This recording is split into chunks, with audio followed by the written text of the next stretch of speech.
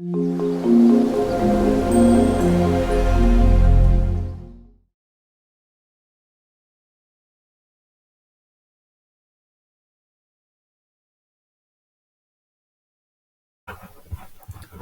Boy by Benjamin Zephaniah.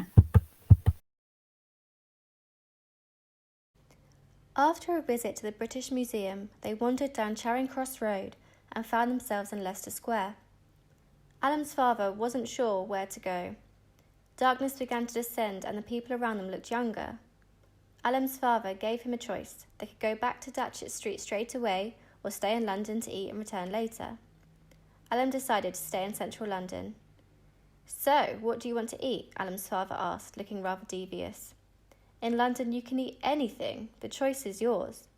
He opened the guidebook he was clutching.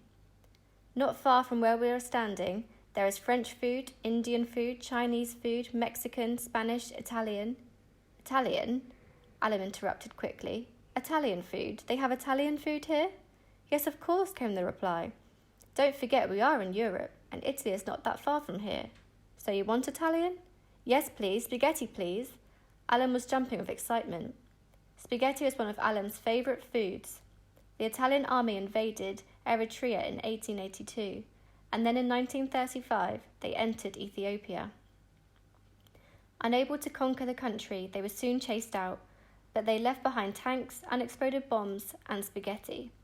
It wasn't the kind of food that was cooked in the house, but sometimes Alan had spaghetti at school or on special occasions in restaurants.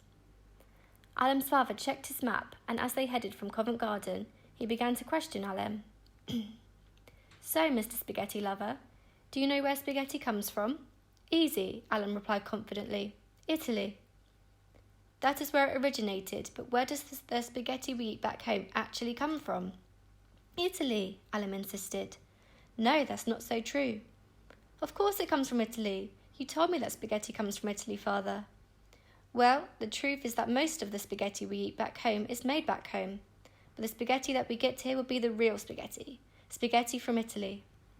"Are you sure?" "I am very sure. I know these things, you know," Alan's father replied jokingly. "Spaghetti back home tastes African. Spaghetti here would taste Italian. You wait and see." But Alan had a comeback. "You may know that spaghetti back home is made back home, but how can you be sure that spaghetti here is not made here? Maybe every country makes its own spaghetti." His father was genuinely stuck. "Well now, you've got me there. You have a point." He paused for a moment before letting his alternative theory be known.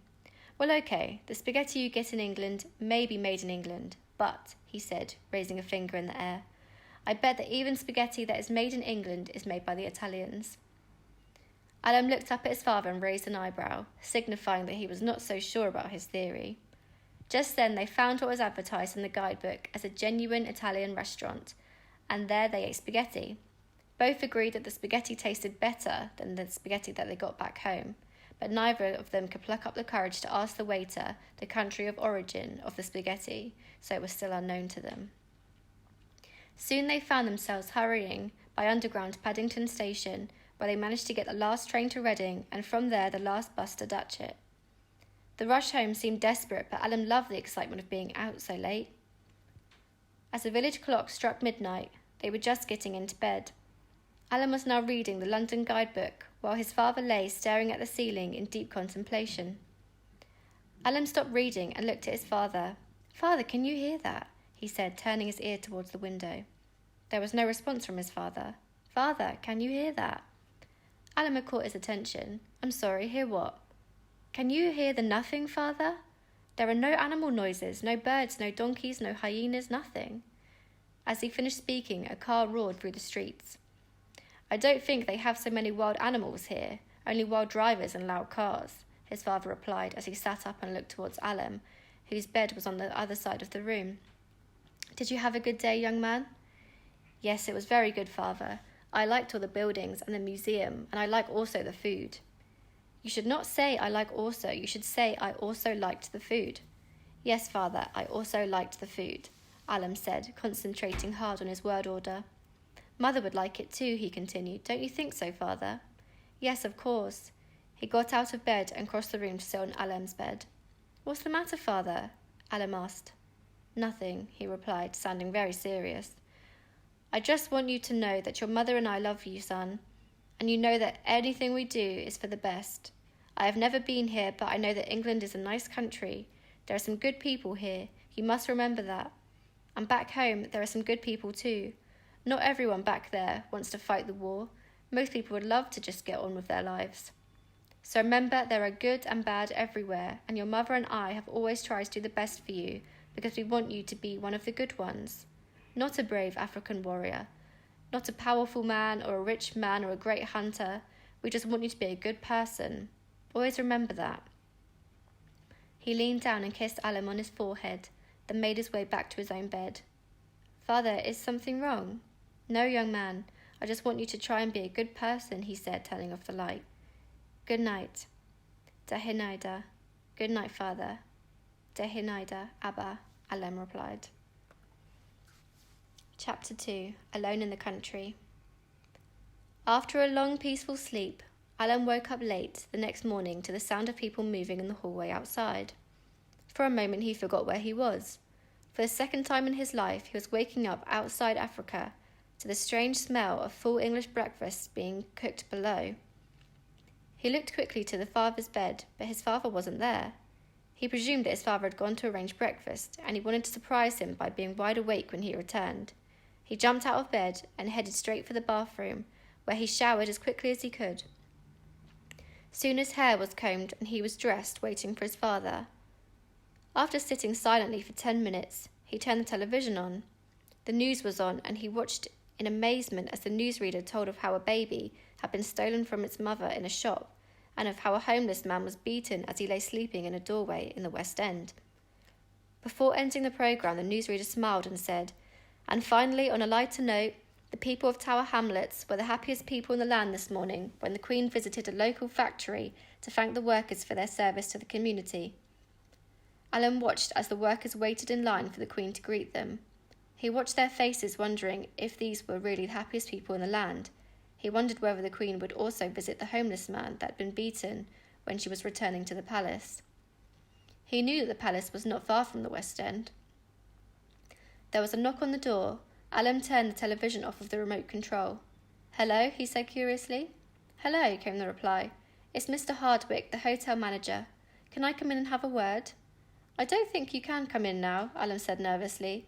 "My father is not here, but he'll be back soon. I think he has gone for food." Ignoring this, Mr. Hardwick opened the door to see Alan sitting on the bed. "I need to speak to you," he said solemnly as he entered the room. He went and sat down on a chair and continued to speak. "Did you hear your father get up early this morning?" "It could have been a while it was still dark, in the very, very early hours of the morning." "No," Alan replied. "This is a tough one, lad. I don't know how to say this, but it seems that he did leave the hotel early this morning, and he's left us all in a very awkward position." Alan was very puzzled. Awkward position?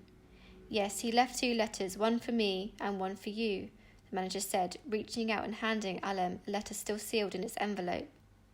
Alan opened it. It contained a photograph of Alan with his mother and father and a handwritten letter. Alan read it silently as Mr. Hardwick looked on. "My dearest son, you have seen all the trouble that we have been going through back home.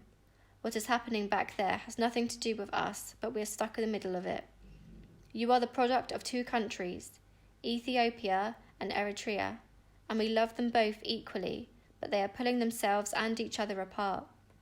We hope that it does not go on like this much longer, but until the fighting stops and our persecution is over, your mother and I think it would be best if you stay in England. Here they have organisations that will help you, compassionate people who will understand why people have to seek refuge from war. We just cannot afford to risk another attack on you. We value your life more than anything.